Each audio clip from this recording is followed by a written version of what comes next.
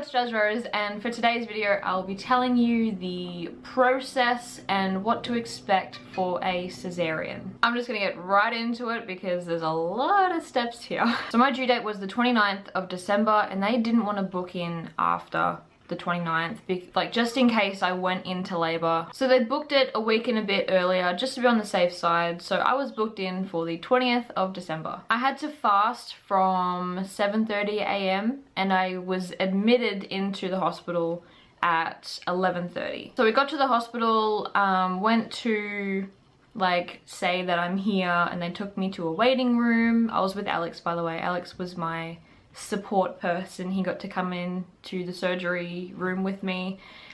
So we sat in the waiting room for like half an hour, 40 minutes. And then when we were called, we were taken to like this little area where like it's just closed off with a curtain. And it's just like a little admission room. So I have to have my blood pressure taken.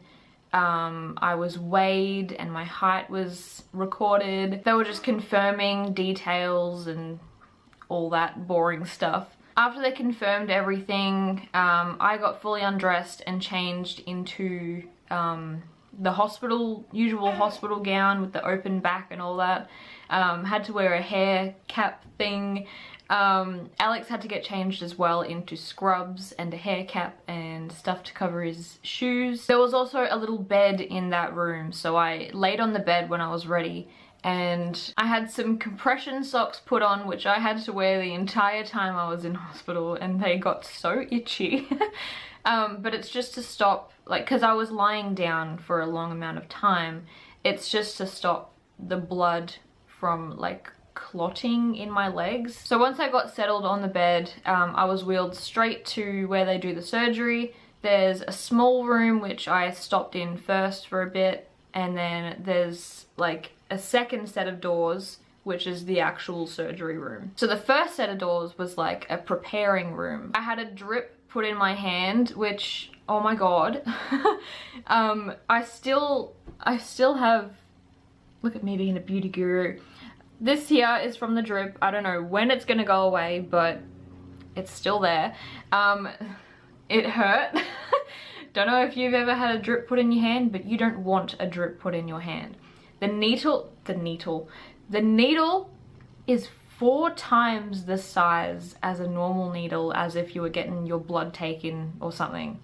4 times bigger. It was very painful. After I got that in my hand, I had to sit up on the bed, and I had my back washed with some antibacterial, very cold liquid. I had to get a needle in my spine. So I was sitting on the bed and I had to curl like that. You can't see anything that I'm doing, but like I had to have my shoulders forward, curl my back, and that didn't tickle either. The needle in my spine was to completely numb me from like under my boobs down. So couldn't feel anything from below my boobs down to my toes. The woman who was putting the needle in my spine had to keep like pushing the area. I don't know if that was to like make it activate faster or like spread it around. I'm not sure, but the pushing really hurt so bad. I was being strong. I was holding Alex's hand. I flinched once, but it hurt, okay? So it took 5 to 10 minutes for me to be almost completely numb. Maybe after 15 minutes I was completely numb. But for them to be able to tell that I was numb, they have an ice block. They put it on my head. I feel how cold it is, and then they put it on different parts of my body. And I tell them if I can feel the cold or anything at all, and that's how they could tell. So let's say the ice pack was put on my thigh. I could feel that it was touching me, I think. Like I could feel touch, but I couldn't feel anything, if that makes sense. I could feel it on my leg, but I couldn't feel the temperature. It was just nothing to me. So that's how you could tell that you're numb. When you're numb, it's like really tingly. I had to ask if that was normal. But yeah, it's like, it's not that you don't feel anything, it's you feel little tingles, and yeah, it's weird. I knew that I wasn't going to feel anything, but I was still scared that I was gonna feel something. I've had it done before. I should have not been worried, but I don't know. So after all that, I was taken through to the second set of doors, which was the surgery room. I felt like a doll being played with. That sounds weird, but I was completely numb, so I couldn't move on my own. People had to lift me, well no, they had to roll me onto the surgery table.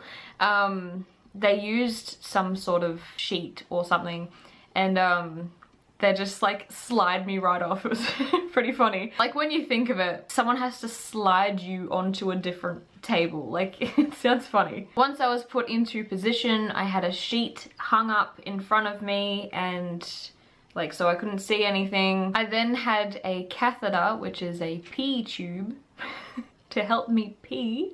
I had that put inside me. Thank God I didn't feel that. Like I thought that was going to be something that they do before I get numb, but thank God I had that put in me and didn't feel anything, thank God. There was about 10 minutes that I had to wait while they prepared everything and cleaned the area, so there was no bacteria at all that could infect my insides. The whole time this was happening, the doctors were explaining everything. Like they weren't doctors, they were something.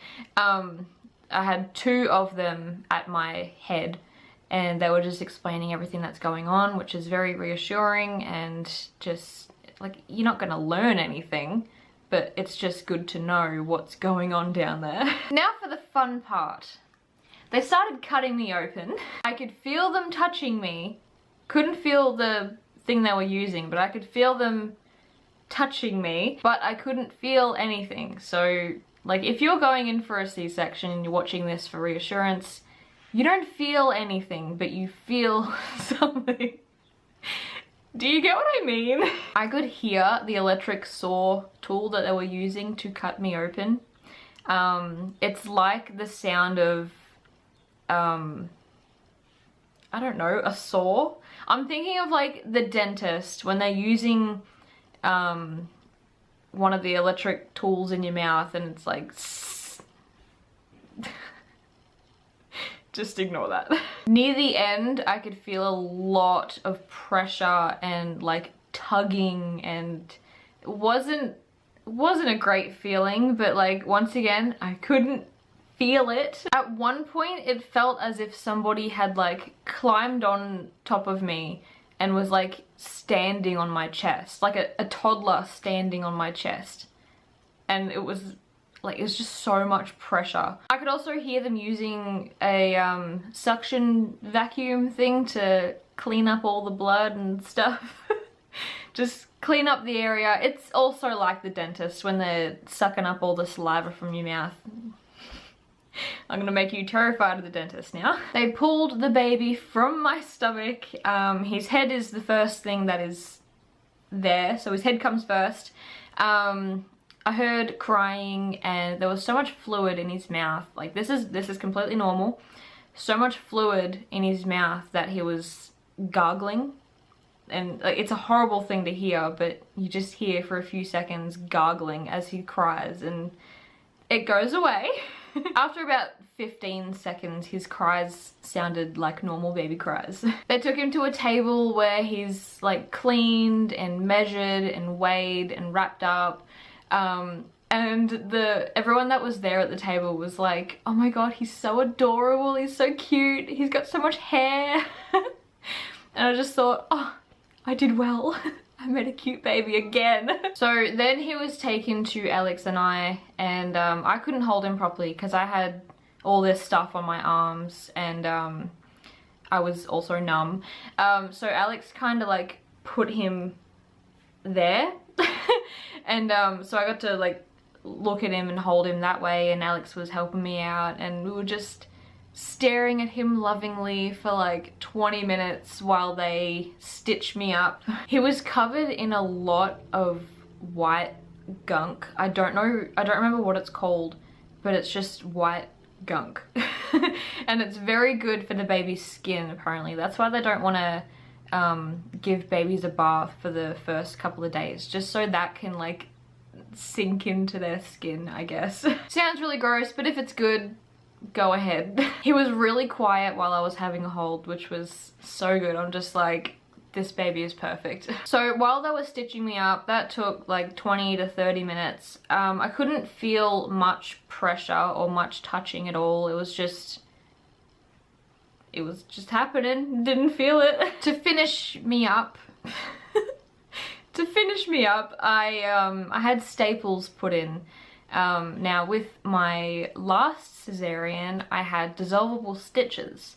So this time I had staples, which was very different. I mean, it didn't feel any different. I could feel them like if I put my hand down there, but it didn't feel any different pain-wise. I just had to get them taken out during my first home visit with the midwife. As they were putting the finishing touches, staples, on my newly birthed body, Alex took Oliver to the recovery room, which I would soon meet them when I'm done. I was slid back onto the bed that I was originally on, and then I was wheeled to the recovery room and I would meet the boys. While I was in there, I took a ton of pain medication. I had my first feed. He fed for a really long time because like he's been in my stomach for 9 months. I think he'd be a bit hungry.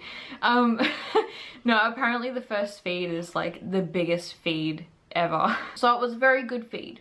Good feast. While I was still fasting. I still couldn't feel anything, which was normal, but things were very, very slowly getting back to normal. Like I'd get asked, can you move your feet? And like you try so hard to move and you just can't. You feel weak. But things got back to normal after like, let's say an hour? No, 40 minutes I'd be fine to move. The nurse that was in there had to check my blood loss to see if it was normal. She had to reconnect my catheter because it disconnected when they were putting me back onto the table. So there was pee and blood all over the bed. Out the door went all my dignity. After like 40 minutes, I was taken to my room where I would spend the next 4 days. For the first 2 days, I had to share the room with a very, very loud and disrespectful foreign woman. Not even gonna get into detail about that. I was so annoyed. The midwife came in every half an hour or every hour to give me pain medication and to check that everything was doing okay, like check my wound, check my blood loss, check that he's doing all right and everything, and yeah. And that is how it went. So that is the process of my C-section. If you like this video, make sure to give it a thumbs up, comment below any questions you might have, or if you had any different experiences, that'd be pretty handy for people to read up on. And if you want to see more of my videos, make sure to subscribe if you're not already. That will really mean a lot to me, and until next time, goodbye.